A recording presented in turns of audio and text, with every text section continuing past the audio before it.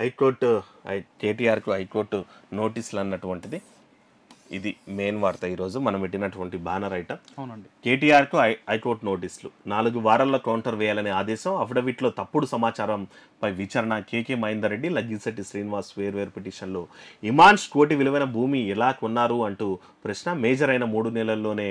అయితే మొన్న పిటిషన్లో సార్ పెట్టిండంట, ఇమాన్షుకు మేజర్ అయ్యిండు, ఆయన పేరు మీద ఇమాన్షు పేరు మీద ఉన్నటువంటి ల్యాండ్ను అఫిడవిట్లో అయితే చెప్పలేదంట.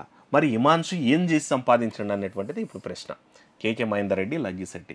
నిజంగా మరి ఇమాన్షు ఇప్పుడు ఇంటరో డీరో వస్తున్నట్టు +2 లేదంటే విద్యార్థి దశలోనే ఉన్నాడు. ఆయన మేజర్ అయిందాడు, మరి ₹1 ఎట్లా సంపాదించిండో చెప్తే మన పిల్లలందరికీ అదే నేర్పిస్తాం కదా. అదే అండి. సో గతంలో కూడా కేసీఆర్ సార్ ఏచరాకి ₹1 సంపాదిస్తున్నా అని చెప్పిండు.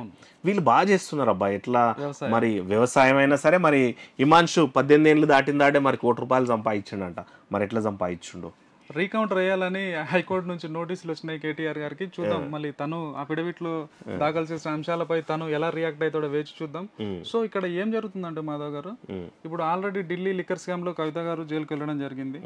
దాంతో పాటుగా ఆల్రెడీ కేసీఆర్ గారికి కూడా విద్యుత్ శాఖకు సంబంధించి ఈడీ నోటీసులు జారీ చేయడం, గొర్రెల స్కామ్ ఆల్రెడీ ఉంది. అలా కాకుండా ఇంకా కాళేశ్వరం ప్రాజెక్టుకు సంబంధించిన అంశాలు కూడా జరుగుతున్నాయి. సో ఫైనల్ గా కేటీఆర్ కూడా ఎన్నికల అఫిడవిట్ కి సంబంధించి నోటీసులు వెళ్ళడం జరిగింది.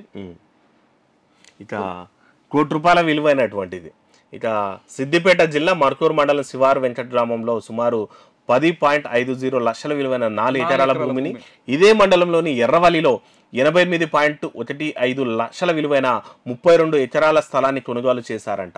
మేజర్గా మారిన కొన్ని నెలల్లోనే ఇమాన్షు ఇంత పెద్ద మొత్తంలో ఎట్లా సంపాదించారో చెప్పాలన్నటువంటిది కూడా తెలుస్తోంది. ఇక గిఫ్ట్ డీట్ ఇచ్చినని చెప్పుకోవచ్చు, లేకపోతే ఆయన ఎట్లా ఇండిపెండెంట్ అయ్యింది అనేటువంటిది కేటీఆర్ సార్ ఇప్పుడు చెప్పాల్సినటువంటి అవసరం ఉంది. మరి అది చెప్పుకుంటే, ఆ సీక్రెట్ చెప్పుకుంటే అందరు పిల్లలు కూడా కదా ఈరోజు పీజీలు చేసి పిహెచ్డీలు చేసి జాబులు లేవని అంటున్నారు. ఆయన 18 ఏళ్ళు నిండిందాడే మరి ఏ లెక్కన ₹1 సంపాదించుండి ఇండిపెండెంట్గా ఎట్లా అయ్యింది అనేటువంటిది కూడా క్లారిఫికేషన్ ఇవ్వాలని అయితే లగ్గిశెట్టి శ్రీనివాస్ అయితే చెప్పాడంట. మరి కోర్టుకి అయితే నోటీసులు ఇచ్చింది. మరి ఏం జరుగుతుంది? నిజంగా కేటీఆర్ సార్ కూడా దీంట్లో బ్లాక్ అవుతాడా, కేటీఆర్ సార్ కూడా దొరుకుతాడా అన్నటువంటిది అయితే చూడాలా.